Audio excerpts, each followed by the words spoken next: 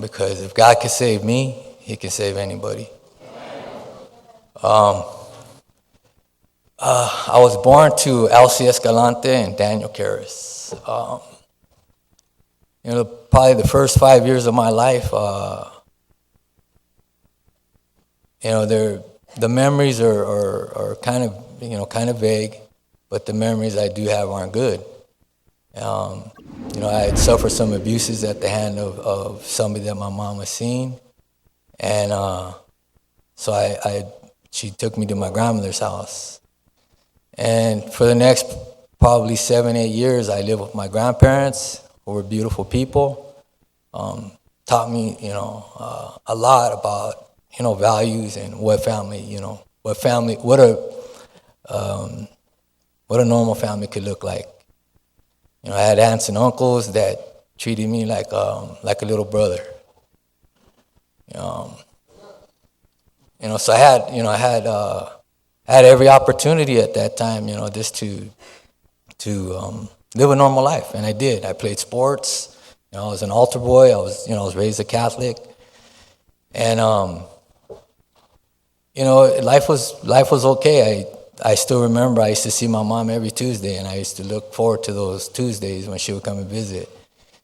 But eventually I went back with my mom, and we eventually moved to a different part of town, and that part of town was, it wasn't the same as where I came from. And, the friends that I had before, I didn't have now, and so I made new friends. Unfortunately, these friends were street gang members. And, me as a young boy, I want to interact with people my age. And, I made friends, and these guys became like my brothers. And in order for me to continue to hang out with them, I started acting like them. I started dressing like them, I started talking like them, and, eventually I started, committing acts of crime with them. And, it became normal for me.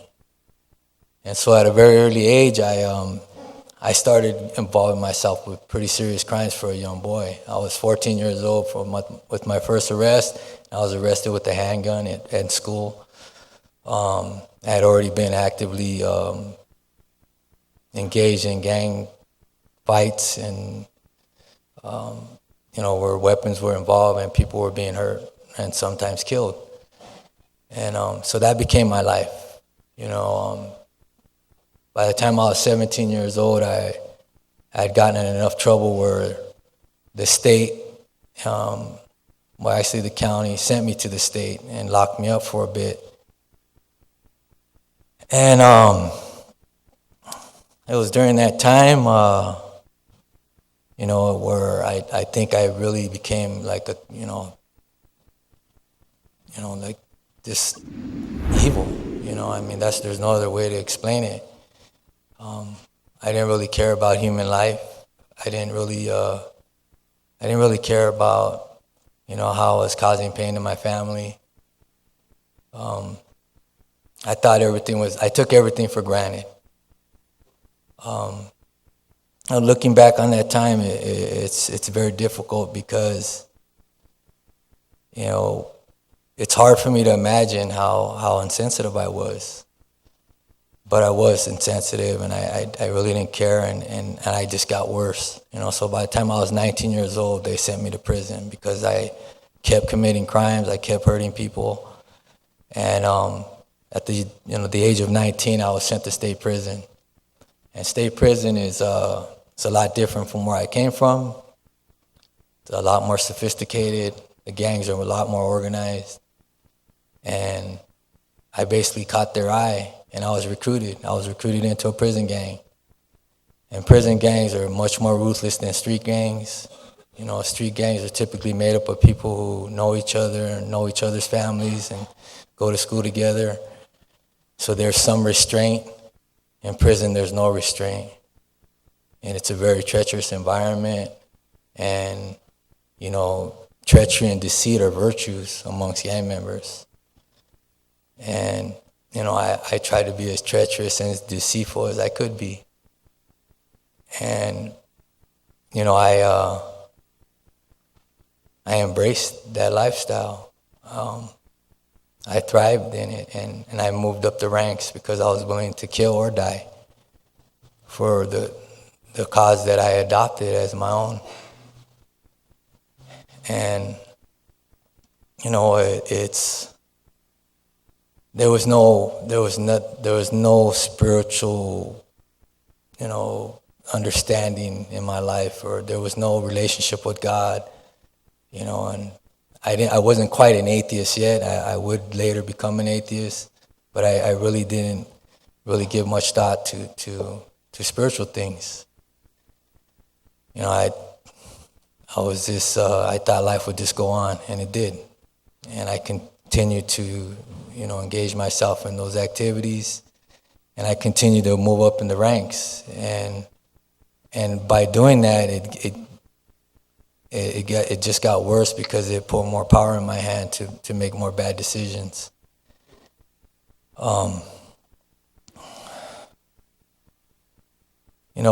Joe said I had served 33 years, and I served about 33 years in prison, and 9 of those years I served in solitary confinement. And when you're locked away from everybody and you have no human contact, you can go one of 2 ways. You can either get better or you can get worse, and I got worse. And so I came out of prison with a lot of bitterness and resentment. And, I was placed in a position where, I was deciding if people could, live or die. And it was one incident that kind of introduced me to the idea that maybe there really is a God. And it would later play a very important role in me coming to the Lord. And a situation came up, where an individual made a mistake, and I had to make a decision if I was going to order him to be killed or not. And by this time, I really didn't want to order him to be killed because I knew him as a young boy, I knew his brother. His brother was a real good friend of mine. And I was tired. By this time, I'd known more than 40 people had been murdered. And a lot of them were my friends, people that I grew up with. And so, I was really tired of all the death, And I had to make a decision about this person, and so I decided that he was going to die that night. And I went in the room and I said a prayer, and I prayed to God. It was almost disrespectful, and I said to God, I says, if you want to save this guy, you better do something. If not, he's gonna die. And I went out of the room and I called someone to me and I told them what to do, and they took this man out, to murder him. And I got a phone call about 45 minutes later, and they said that he got away because the gun misfired. Amen. And so that would later play, a role in my decision to believe. I paroled from prison from Pelican Bay in 1993, and a few months later, I murdered a man. I knew this man. He was a friend of mine. I knew his family. I'd been a guest in his home. And prior to me murdering him, I really didn't feel anything because I just felt like I was doing what gang members do. But, But after that day, after I had murdered him, I felt a deep sense of guilt. I felt like I had sinned against, like a true sense of sin. I can't explain it. It's just like I did something very wrong, and just a sense of dread came over me. And it started changing my thinking, about what I was doing and who I was involved with. And, so I was arrested sometime later. And I had made a decision at that point that I was going to renounce my ties to the gang. And that's what I did, and, I have to give you a little bit of kind of an explanation of how this works so you can understand the position I was in. When I told them I was done with the gang, I didn't tell them to put me with other people who were done with the gang. I stood with the other gang members still, and I just told them that I was done, but I was going to stay there and fight my case, fight the charge of murder. And so it was during that time where I really understood what loneliness meant, because at this time I couldn't use the phone. Only certain people could visit me. All my correspondence was recorded and distributed amongst all the other gang members that were there. So there was no privacy. So everything I wrote or received was received by other gang members. And I started withdrawing into just like a shell. And about 6 months after I was arrested, my mother passed away. And my mom was only 49 years old. And I loved her, I love my mom, as we all do. We love our mothers.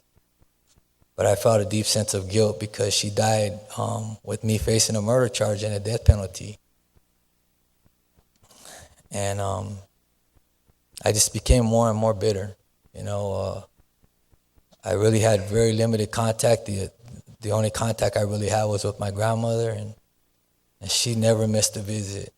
I was in there for almost 4 years, and she came every single Sunday, and she came to every single court date. And she prayed for me.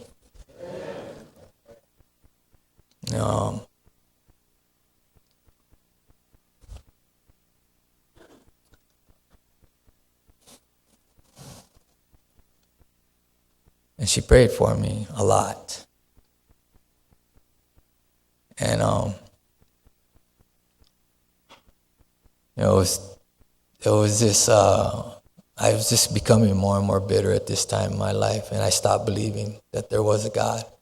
I had a cousin, her name was Lisa. She kept sending me, and my cousin Madeline, who's sitting here today. They would send me material, just material to try to help me, spiritual material, and trying to help me out in the situation that I was in. And I remember writing my cousin saying, "Stop sending me this stuff. I don't believe in God." And so that was my mindset. I was sentenced, about 3 years, 10 months after I was arrested. I was sentenced to 32 years to life in prison. And I was convicted of first-degree murder and conspiracy to commit first-degree murder. And in California, that basically means you're never going to get out of prison. I had 3 prior prison commitments, and I had a very bad record in prison. I had a violent record in prison. And so when I got back they sent me back to Pelican Bay, and they basically told me, in order for you to leave, you're going to have to officially renounce your ties to the gang. And so I said, okay, I'll do that. And so I submitted my debrief, and I waited. I waited for them to let me out of the solitary confinement. And I remember the day they came to my cell, and two officers came, and they handcuffed me, shackled me, and they took me to somebody's office. And I remember walking in, and there was a lady sitting down at a desk, and she looked at me, and she threw a folder on her desk, and she says, "I'm not accepting this. You're going to spend the rest of your life here in solitary confinement." And she basically called me a liar. She said, "You're not a dropout. You're not leaving the gang. You just want to get out and hurt other gang members that dropped out of the gang." And I was confused because I was as truthful as I could remember. I mean, that my debrief was what I could remember at the time, and what I didn't know was they had received information from Santa Clara County accusing me of other crimes and another murder, and they basically had made the decision that they weren't going to let me out of solitary confinement. And she looked at me and she said, "You're going to die in here, and they don't parole people from solitary confinement, so get comfortable." And so I left that office that day, and angry, because I felt in my heart I had made a choice, and I thought I was doing the right thing. I had renounced my ties to the gang, and I submitted the paperwork that I felt that they wanted, and they rejected it, and they told me, "You're not leaving." And so now I'm in between two places. I can't go back to the gang, because I've already, crossed the line, and there was no way for me to redeem myself in their eyes. Or I could stay in prison and die in solitary confinement. And at this time, because I didn't believe in God, my decision was easy. I mean, my choice was easy, and I decided I was going to kill myself. And I remember having a sense of relief when I finally made that decision. I remember thinking, I don't have to stay in prison no more. And I wasn't emotional. I had basically reasoned in my mind that when my mother died, my family adjusted, and my mom was loved. I had always been in prison, and so I figured they'd get used to me being gone, So I started, making arrangements, to kill myself. And I decided how I was going to do it, and I hadn't decided when I was going to do it. I just knew that I had made the decision, and I knew, me actually executing my plan was imminent. It was going to happen very soon. But something happened in my mind, and that's the way God works. In the back of my mind, I heard this small voice. And it was, the voice told me, "What if God is real? What if he's real?" And I was like, man, why am I thinking this? I don't want to think about this right now. But I couldn't get the thought out of my head. If there was a God, that changes everything. And so my approach was to prove there wasn't a God, because I was still intent on killing myself. So I set about trying to prove that God didn't exist. And in Pelican Bay State Prison, they have a pretty good library.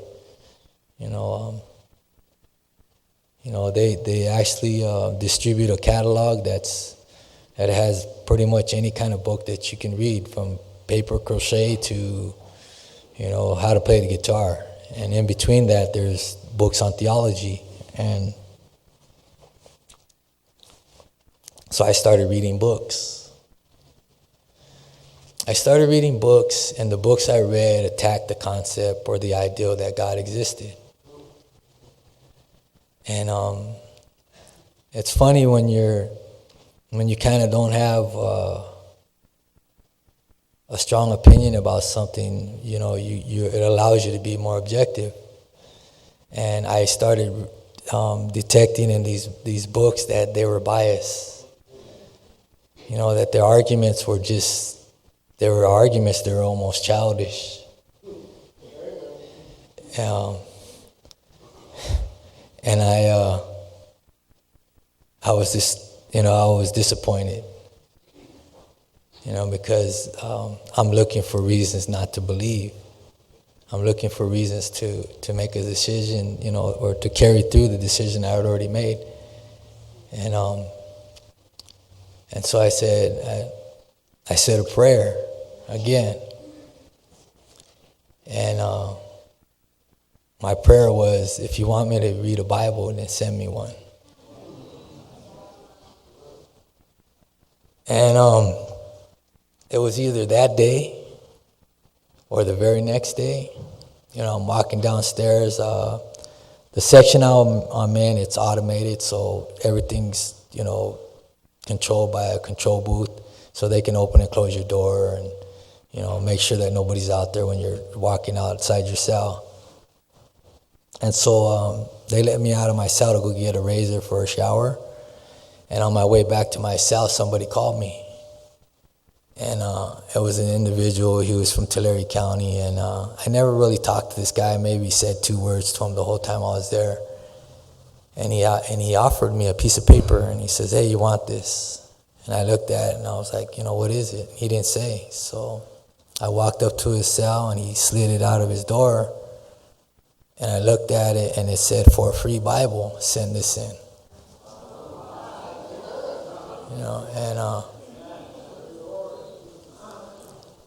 So I sat there staring at it. And in my stubbornness, I said, "That's got to be a coincidence. This has got to be a coincidence." And so, during this time, my lawyer is actively trying to get me out of solitary confinement. And he's actually successful. He contacted me and he sent me some information, and I was able to communicate it to the powers that be. And I was told that they were going to let me out. They were going to let me out of solitary confinement. And so, I kind of put that situation with the Bible in the back of my mind, and I got ready to be released back into the general population. And so when they did release me, I'm still on my mission. I still want to know if I want this question answered, if God is real.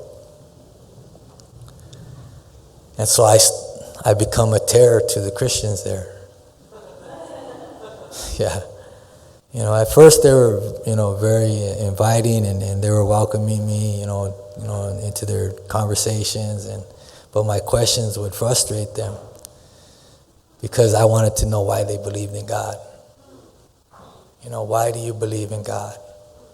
What makes God real to you?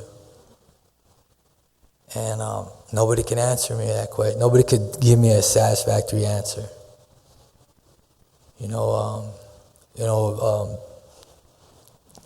People telling me about miracles they witnessed or they heard of, or their upbringing and those things, that didn't move me. That just didn't appeal to me. It didn't appeal to my intellect. It didn't appeal to my analytical nature. Because I can explain away a miracle. Nobody can explain how it happened, so there's no proof there. And so I became desperate to know if there was any truth in the world. And I started reading the Bible. I started reading the Bible. I started praying.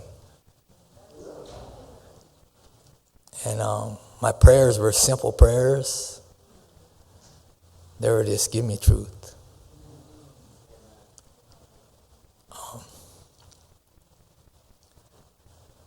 I made a deal with God.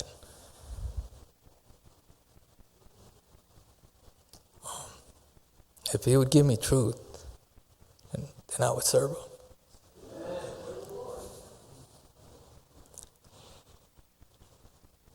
And, in my readings, I realized I was going about it all wrong. I was asking God to show me something, and I would follow him. But he was telling me to follow him, then he'd show me something.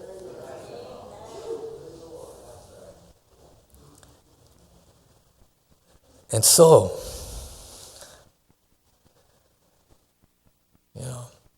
I asked him. I invited the Lord into my heart.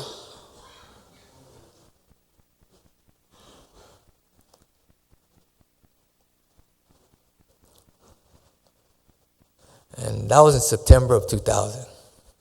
I got on my knees and I asked him, all right, I'm going to follow you.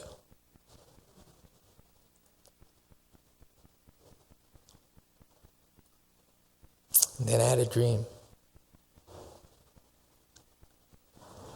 And in this dream, I seen Jesus. But in my Bible readings, there was a particular passage that really troubled me. And that passage it's in Matthew chapter 7, verses 21 through 23. And I know most of you will be familiar with it. And it said, in that day, not everyone who says to me in that day, Lord, Lord, shall enter the kingdom of heaven, but he who does the will of my Father in heaven. Many will come to me in that day and say, Lord, Lord, have we not prophesied in your name, done many wonders in your name? And the Lord looks at them and says, no, I never knew you. Depart from me, you who practice lawlessness. And I used to read that passage and I would say, how do I know I'm not in that group?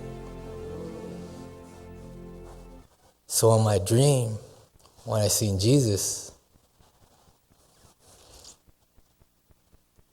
I wanted to ask him about it.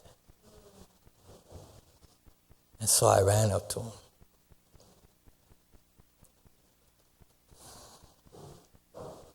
And I asked him, Lord, do you know me?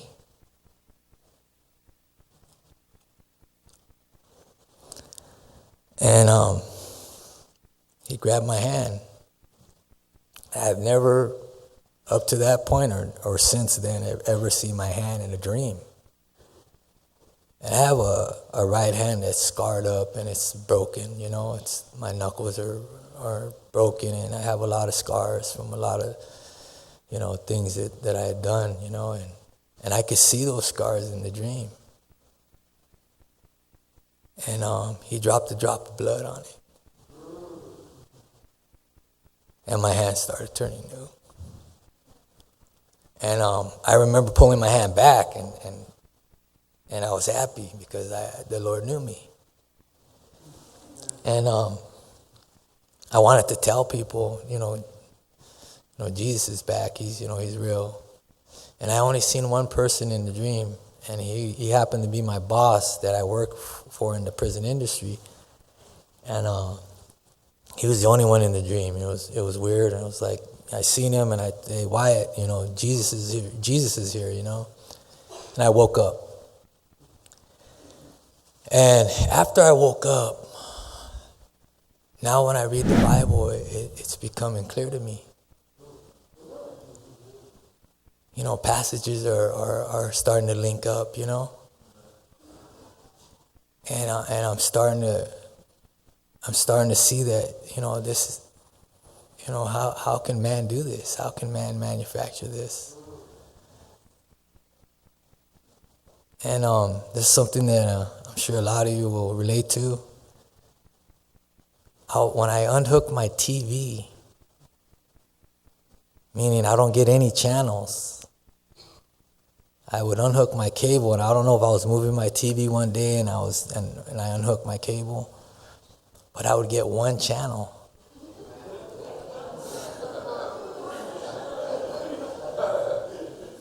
Amen.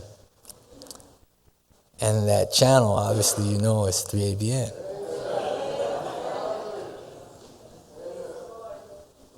And this was before digital TV, and I'm up in Pelican Bay, so there's not a lot of, you know, activity going up there. I mean, our TV stations are from Denver, you know, literally. We got cable from Denver. That's how bad the reception is up there. And when I unhooked that cable, 3ABN came in crystal clear. But I couldn't get any other channel but 3ABN.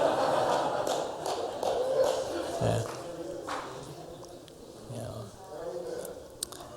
And so by this time, I'm watching anything religious. You know, I remember staying up until 2 in the morning just to watch Kenneth Copeland. You know, but you know, the Lord had put it in my heart that if it's not in the Bible, don't believe it. And so I remember just sitting in front of my TV, listening to guys like John Hagee and Kenneth Copeland or Charles Stanley with my Bible.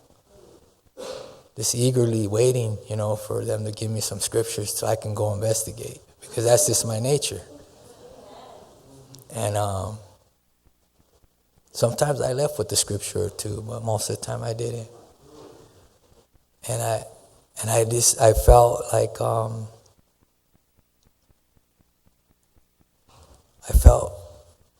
I felt like I was missing something, you know, like I was missing out on something, but I was afraid to talk to these other brothers about it, these other Christians, because I felt like I was not being respectful towards these brothers, you know, that were on TV, you know, and I didn't want to, you know, them to think that I was, you know, being disrespectful. But I was like, man, you know, they're not giving me a lot of passages or a lot of scripture to go on.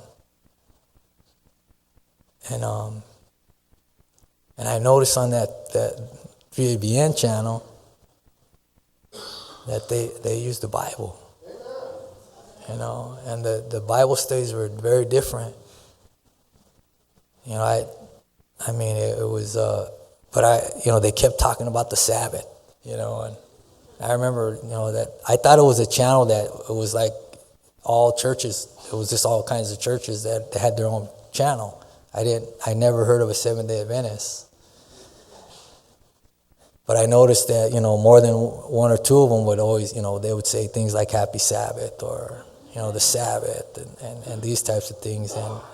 And I would, you know, leave my cell and I'd ask some of the other Christians about the Sabbath. You know, what's going on with the Sabbath? And, you know, I would get different answers. You know, it was nailed to the cross, or, oh, the Jews keep the Sabbath, we keep Sunday. And I just remember, you know, a conversation I had with this individual, and Will, his name was Will, good brother, man. I know he loved the Lord. And he told me, you know, yeah, Christians keep Sunday. And, you know, Saturday's for the Jews. And I remember asking him, I said, man, Adam and Eve were Jews?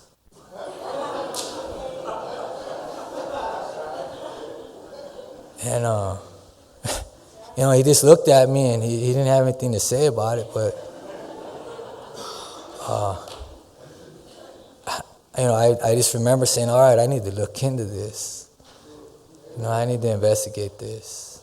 Because, you know, obviously, you know, these guys don't know, you know, they don't have a clear answer. And that, like I said, my nature is I need evidence.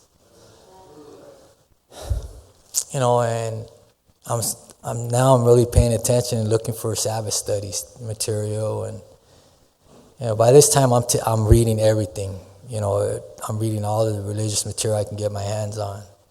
And I remember I would go down to the day room area, and there'd be stacks of Christian books and literature, and it was from different denominations, and I would just grab the whole stack and take it up to my cell. And I would go through it, you know, every single piece, and I would put stuff to the side that I felt like this is scripturally sound. You know, I could work with this. And the stuff that I couldn't, I'd be like, that's a lot of, you know, that's a lot of opinion and you know, this, it just wasn't, I couldn't find it in the Bible, so I would just reject it and say, all right, I'll check that out later. And I was accumulating a little bit of a, of a store of material that was, it was very persuasive. And as you know, Adventists don't really advertise Seventh-day Adventists on their literature very, it's not prominent. But, ministries like Amazing Facts and Voice of Prophecy and, Light Bearers, and this was all the material I was keeping.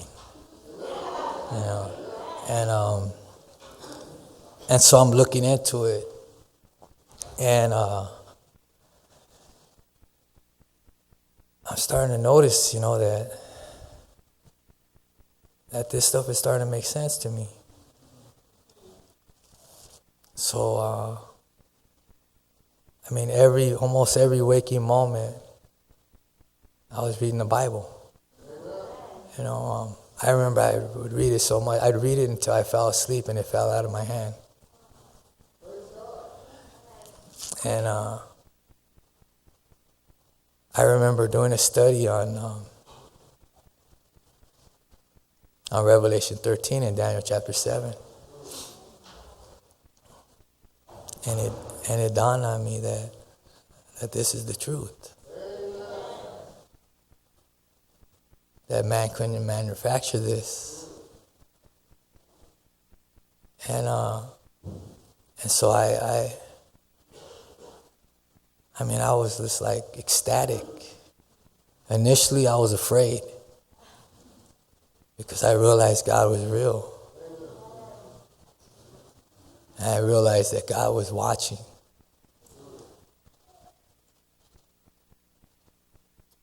And I remember just putting whatever I was reading down and just asking myself, do I want to do this?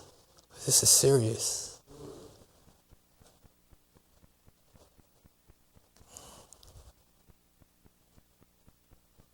And so I said, okay, I'm gonna study, I want to know more. And I remember writing Light Bearers Ministry and asking them to send me, material.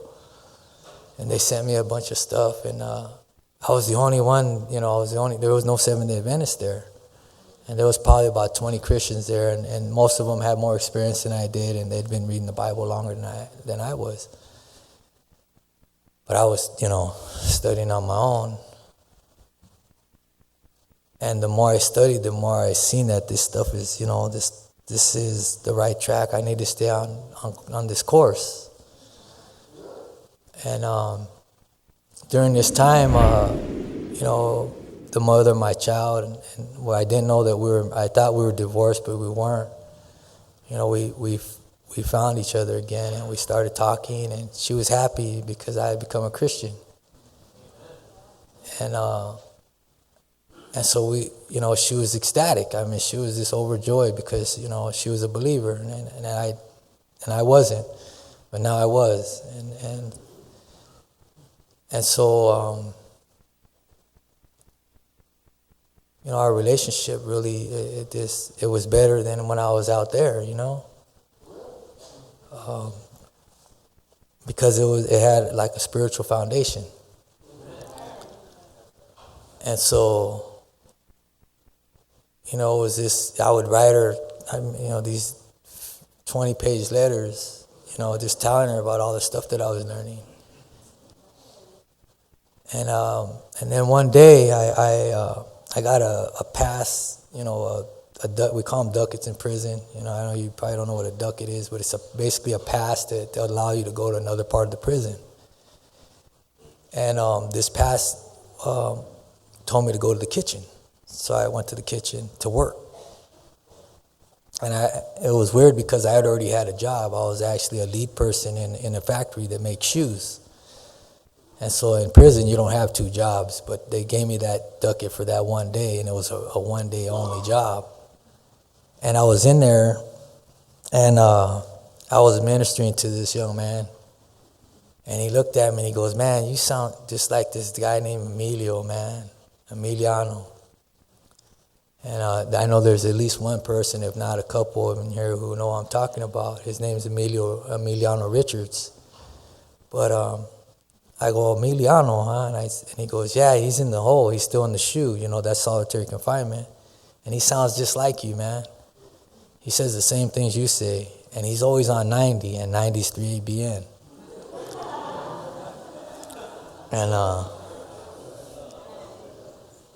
And so I went home, and by this time I'm praying with faith. So God is moving. When you pray with faith, God moves.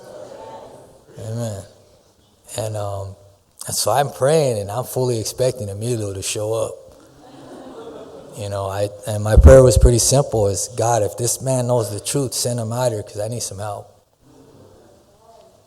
And God was also moving on my heart to be baptized.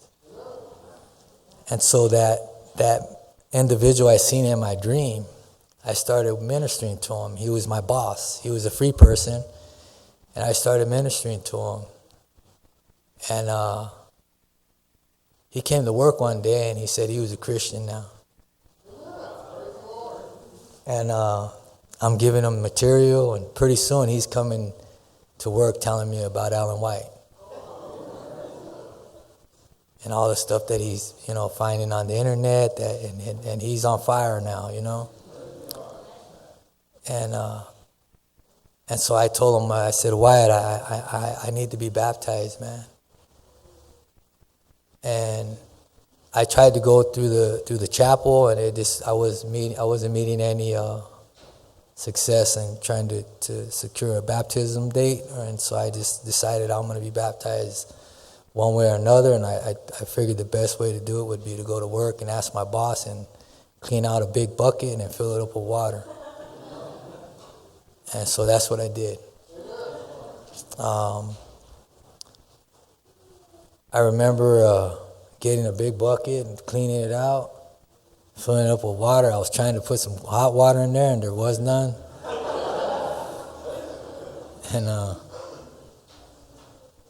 And then I went around the whole shop, and I wanted everybody to be there.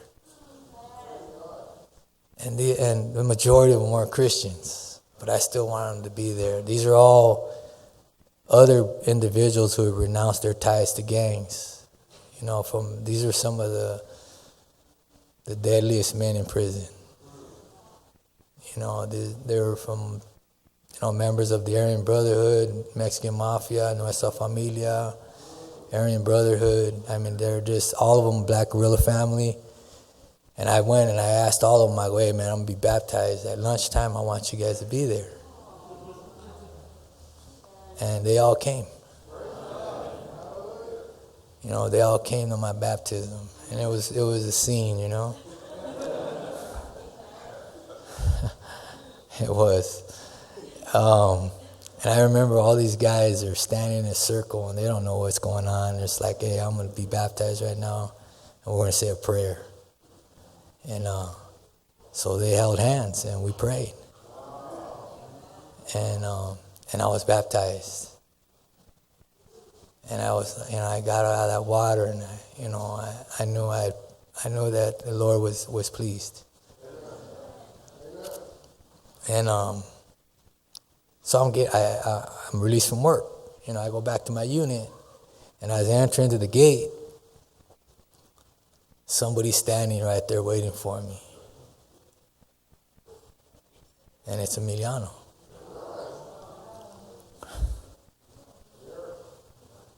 And he's standing with another guy who was anti-Adventist, so, and he looks at me, he goes, hey man, all that stuff you're talking about, he knows this stuff too. And I looked at him, and he must have thought I was crazy. I never asked him, but I just looked at him, and I shook his hand, and I left. And I said, hey man, I prayed for you to be out here. And I left. I went to my cell because I wanted to go thank God. And we didn't have anything to do with this. A couple of days later, Emiliano ends up in my cell. Yeah, and he becomes my cellie, and everything I know, he knows. And this brother is a 24-year-old kid who's mighty in the scripture, and he taught me a lot about what it means to be a teacher. This brother was, the individuals in here who have interacted with Emiliano or have seen him on YouTube or, know a little bit about his ministry. He's, the Lord has moved powerfully through him. He has ministries in Africa and Europe, Mexico, New York. I mean, he's, the Lord has been using him in a mighty way. But back then, he was just a young kid to me. And so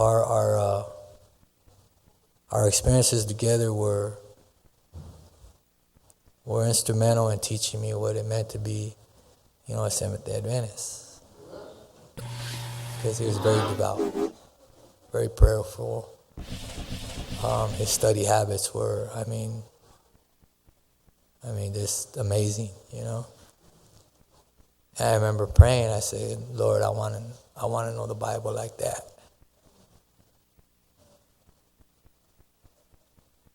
And I remember Emilio, one of the first things he told me was,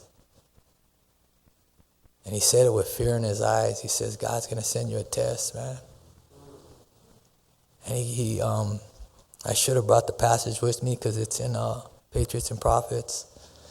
But basically, that God, when there's people that he knows he's going to use, he sends tests to them. And he looked at me, he says, brother, a strong test is coming for you. And I remember looking at him and saying, I don't care what it is. I believe now. God's real. So whatever the test is, he'll get me through it. And then I had a dream, another dream. And this dream wasn't like a dream. It was like I was witnessing, I was looking at something. And I could see myself on a desk writing a letter to my daughter.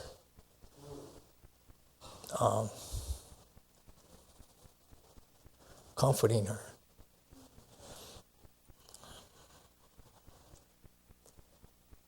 Because her mom had died. And I remember being afraid, waking up and not wanting to tell anybody about this dream because I don't want to give it life,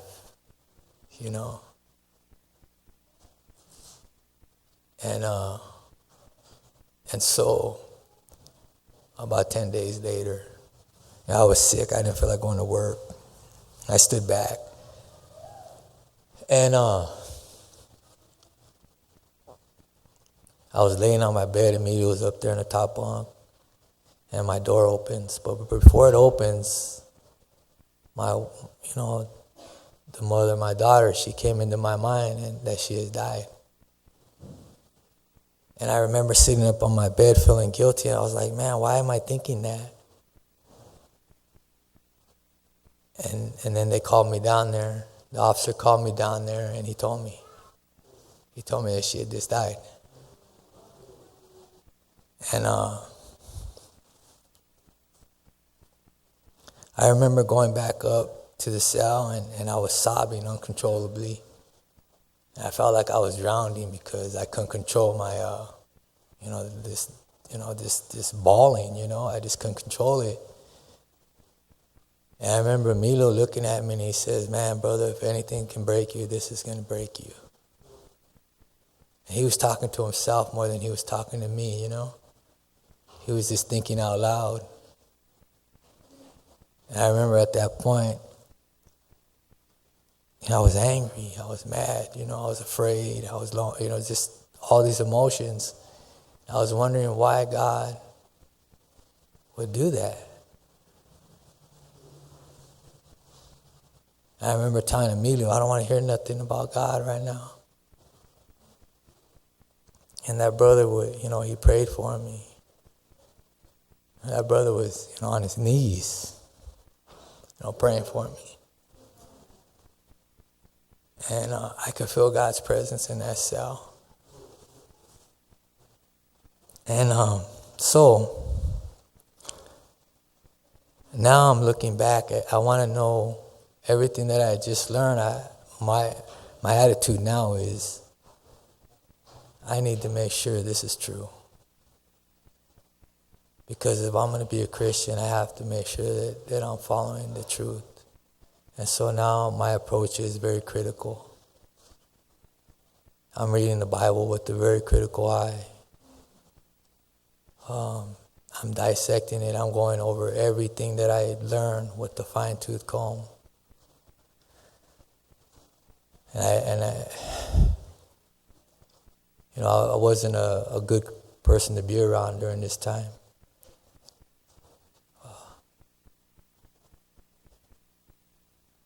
But in my studies, it was dawning on me that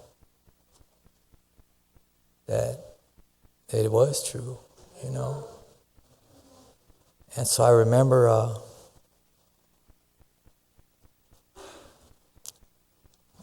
basically saying to myself, man, I have to tell people about this.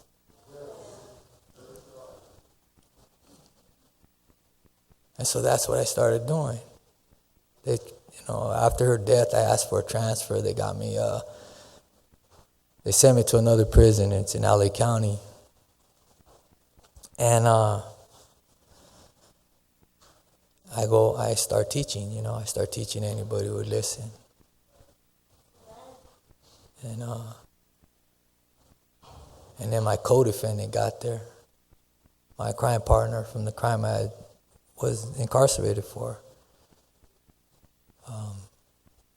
He was with me, and during this crime that I was convicted of for murder. And I hadn't seen him in a few years, about maybe 3 years.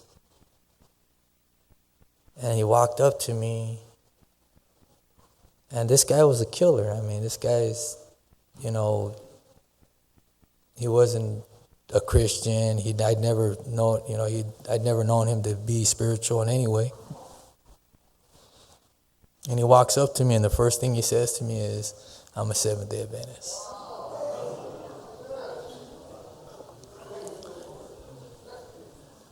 And I thought he was joking, I thought he had heard I was a Seventh-day Adventist, so he wants to come and tell me he's a Seventh-day Adventist. And so I look at him, I go, really? He goes, yeah. And so it's all right. He goes, I got to move in. We got to move in, we got to be cellies. And prior to that, I had been in a cell with another individual by the name of Pete Caramanos. And I remember going over these things with him in the Bible, And I would teach him every day, and he was very meticulous in his note-taking. He filled up a whole composition book of notes. And what I didn't know was he was afraid. He was getting more and more afraid, and so he went out to a visit. His father had come to visit him from Greece. And he told his father, he says, hey, man, there's this guy in my cell, and he's telling me this stuff about the end of the world and about, death and hellfire and the millennium and all this stuff. And he goes, and I'm getting ready to move out, And, when Pete's telling me this, he's telling me what happens at the visit, because I get back to the cell, and he can't wait for me to get in the cell. He's telling me out of the door, and I'm getting ready to go in there, but he's telling me this, and he's like almost shouting it, and he goes, and I'm like, I'm just looking at him like, you're scared? He goes, well, let me finish, man, let me finish. Like, all right, man, tell the story, brother. So he goes, then my dad tells me, what church do you belong to? Because Pete had never heard of a Seventh-day Adventist. He goes, he's a Seventh-day Adventist. And his dad looked at him and he said, your brother's a Seventh-day Adventist pastor. And it was his younger brother, who was like his crime partner, apparently the Lord had plans for him and had converted him, and the church he belonged to sent him to an Adventist academy, or a college, and he got his degree, and he's a pastor in Oakland now. And so Pete is just blown away, and he's just like, man, he goes, I got a story now like yours, because and I was like, hey, praise God, brother, this is awesome, man. And I just remember looking at him and saying, yeah, you see. He goes, yeah, man. And he's still involved in the ministry. He's still struggling out here. He goes in and out of jail. But, the Lord is still using him even in spite of him, because I just ran into somebody before I paroled who was involved with the ministry with him in jail. So he was still trying to preach the message. And so the individual who was standing on the side of Emilio the day I was baptized, he went with me. He went with me to Lancaster. But before he did, he had become a Seventh-day Adventist. This guy was like probably one of the more well-versed Christians there. He was a serious student of the Bible. He was a serious student of the Bible, and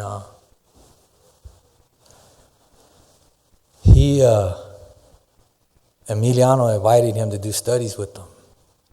And so he told me after, but he went and told all the other Christians, he says, I'm going to go poke some holes in this doctrine and I'll be back.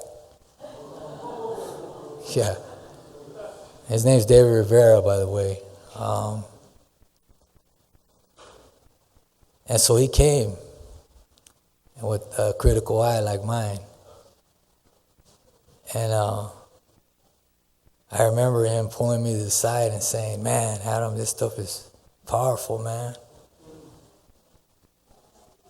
And I just looked at him. I said, brother, it's the truth, man. It's the truth. And he did something that I cannot. I give him in prison. The prison culture, to admit you're wrong is not common. So he went back to all the Christians, and he says, these guys got the truth. And so he became my partner in the ministry. And we spent some years together in the ministry, and just trying to be of service in any yard we went to, and he was responsible for bringing a lot of brothers to the Lord and to the understanding of the truth. And so we were in Lancaster together, and we both transferred to another prison. And we would hit the yard like soldiers. Instead of knives, we were carrying Bibles. And I remember we would go out there and we would just sit down, and the Lord would lead people to us. And pretty soon there would be like 15, 20 people sitting around us, and we'd be giving Bible studies. And it wasn't long before the enemy tried to stop that. So he would send people to us. Other people that were Christians. They were good brothers, but they were uncomfortable with us teaching people that were studying with them. And so, there was a few situations that were kind of discouraging to me, because I was tired of that. I was tired of confrontation, I was tired of always having my guard up. And at the same time, I'm still resentful, because it felt like God was taking everybody away from me. And so I'm trying to push other brothers in my position, to lead out, because I want to step back. I wanted to take a break. And, God obviously had other plans. So he would make it very difficult. He made it very difficult for me to sit back because it just seemed like everybody put in my path, wanted to know, about the Bible, or they were in a situation where I felt like, I need to help this brother out. But I was stubborn, and I tried to. I was doing it, with, not a Christian attitude. I was just like, man, I'm going to tell you guys, I'm going to teach you guys, and after I'm done. So, keep moving. And I did that for a while. And I remember going to Jamestown, and I ran into my co-defendant again, and he had fallen away. And I would only minister to the people that were in my cell, and I would attend Adventist services occasionally. But I was trying to pull back, And then I went to Soledad, and I ran into David Rivera, who I told you about earlier. And we were attending Adventist services every Sabbath together, and I was refreshed, I felt like, because I missed that relationship with the Lord, that close relationship where you feel His presence. And there's nothing else that compares to that, and I missed that. And David was, David was a good brother, he was encouraging me to attend services, and I did. But I still didn't want to be, in the ministry. I was still, reluctantly, minister just to the people individually who crossed my path. I didn't want to teach groups anymore. And so then I went to Chowchilla with these brothers, Val and Joe and Jess and Brother Ron and these beautiful brothers, with Christian spirits. And I met my brother Mike there. Mike Alphathorn sitting right here in this aisle. And there was other brothers there. And Jess mentioned Johnny Lewis. Johnny Lewis is part of my testimony. When I told you at that prison where other Christians were attacking us because we were teaching, Johnny Lewis was one of them. He was a leader in their church. He was a Reformed believer, a strong Calvinist. And I remember sitting down with him and one of his brothers and doing a study with them. And I remember him getting up and just telling me I was going too fast. And not wanting to study with me anymore. And so I seen him about 10 years later in Chowchilla, and there's this guy walking. I'm going to service, and he's walking on the side of me, and he has a beard, so I don't recognize him. And he starts calling me by my name, and I'm looking at him like, how do you know me? He goes, hey, man, where you going? I go, I'm going to service. He goes, that's where I'm going. And I'm like, I go, all right. He goes, you don't remember me, do you? I go, your name, your voice sounds familiar, but I can't place you, man. You got a beard, And he goes, it's me, Johnny Lewis. And so immediately I become defensive. I'm like, well, why are you going to this church?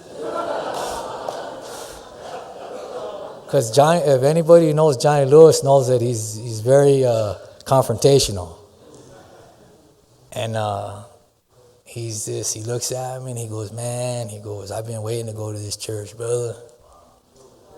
He goes, I'll talk to you about it later, And I said, all right, man. I'm going to look forward to hearing it.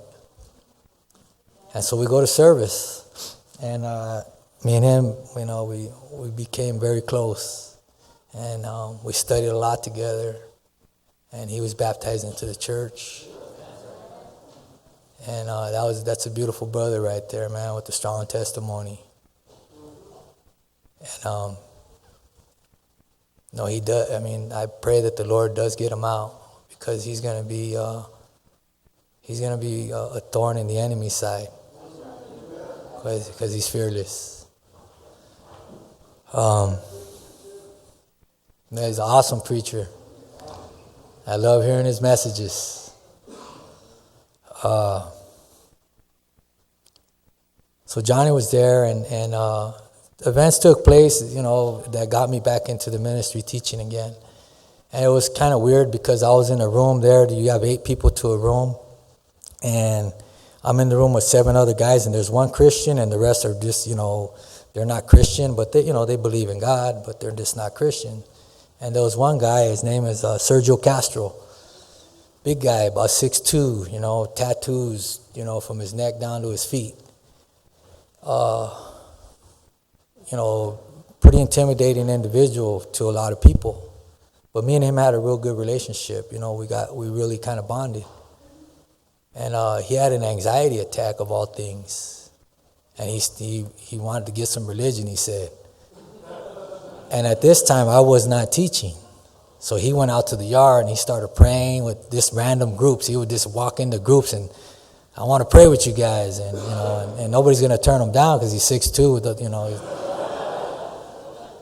And so he comes back and I'm like, he doesn't know anything about my religious background,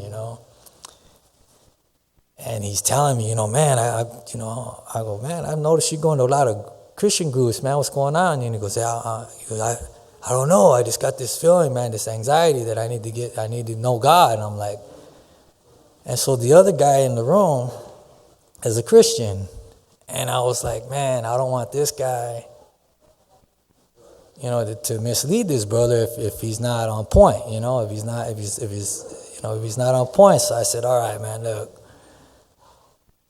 I can show you a few things in the Bible, to kind of get you on track. And he goes, oh, you will? And I was like, he goes, you know the Bible? I go, yeah, I know a little bit about the Bible. And so he goes, all right. So I leave and I come back, and he stands up in the sound. He goes, hey, everybody agreed. We're all doing a Bible study Saturday. And they all look at me like, yeah, we agree,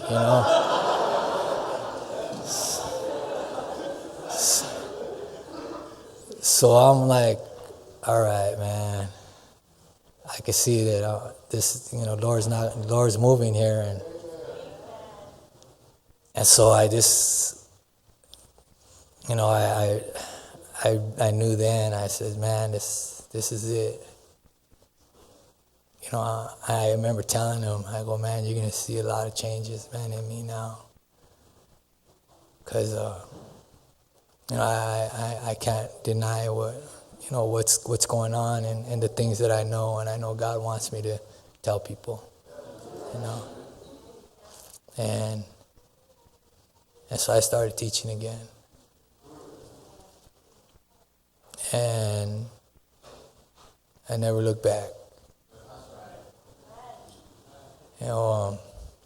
I met these brothers in the ministry, the prison ministry. I met Mike, and Mike was so helpful in teaching me about Seventh-day Adventists and the culture of our church.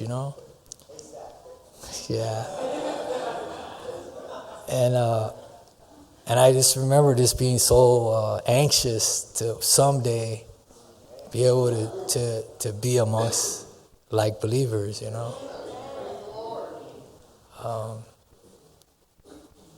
I remember thinking to myself, man, that would be awesome, because he would tell me these stories about camp meetings and about, Adventist services and pastors, and I was just like, man, I couldn't get enough of it, I really couldn't. And I said, man, one day, man, I'm going to be out there, brother.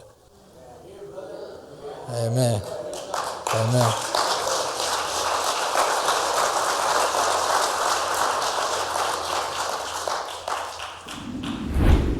And so, during this time, kind of catch up where I'm at today, I was fortunate and privileged enough to be involved in some programs, and I was able to get some training, and become a certified drug and alcohol counselor. I was able to become a trained mediator. I was trained by some of the best trainers in the country. And I could see God was pushing me in a direction. And, I became, I had been involved with youth diversion, working with kids. And since I've been here, I've been out since August 31st. I've been privileged enough to be able to work with kids from the Fresno Unified School District. And we've been contracting with the school district, and they've been very, very helpful in helping me, make the transition back out here into society. And I've had some great brothers out here. My brother Jeff, he's been family, Strong Christian brother. He's got a great Christian wife, and they've welcomed me like family into their home. And I've had other brothers, my brother Johnny and Lenny, and my Aunt Kathy and my cousin Madeline. All of them, have been instrumental in helping me adjust out here, and the Lord's been using them to bless me. And I got my brother Mike. He's kind of far from me, but we keep in touch. And he made the trip down here, and I'm very thankful for that. I'm still a work in progress. When Joe asked me, what scripture I wanted to bring, the Watchman of Ezekiel 33.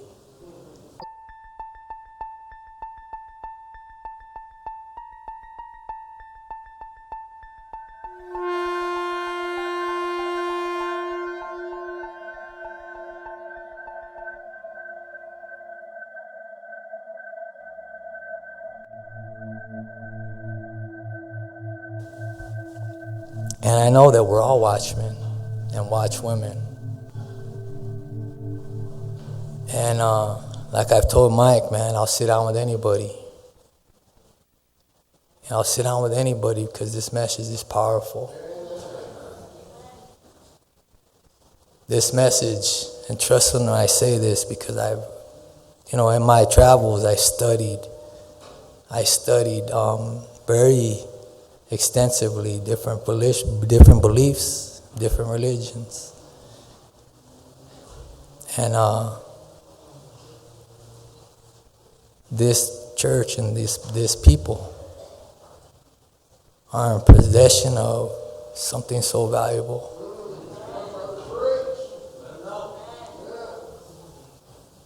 Brother Mike, that we hold on this world a solemn duty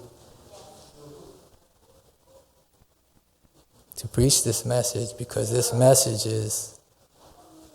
is the last message for this world. And I cannot believe that God has used me the way He has. And I'm extremely grateful that He uses me in spite of me.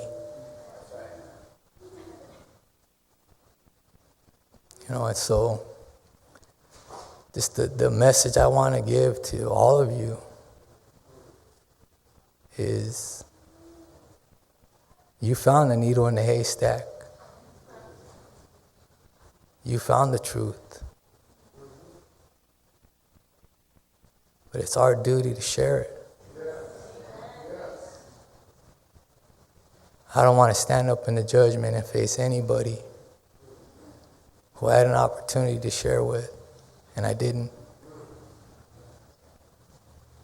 And so Ezekiel 33 really resonates with me, verses 1 through 9.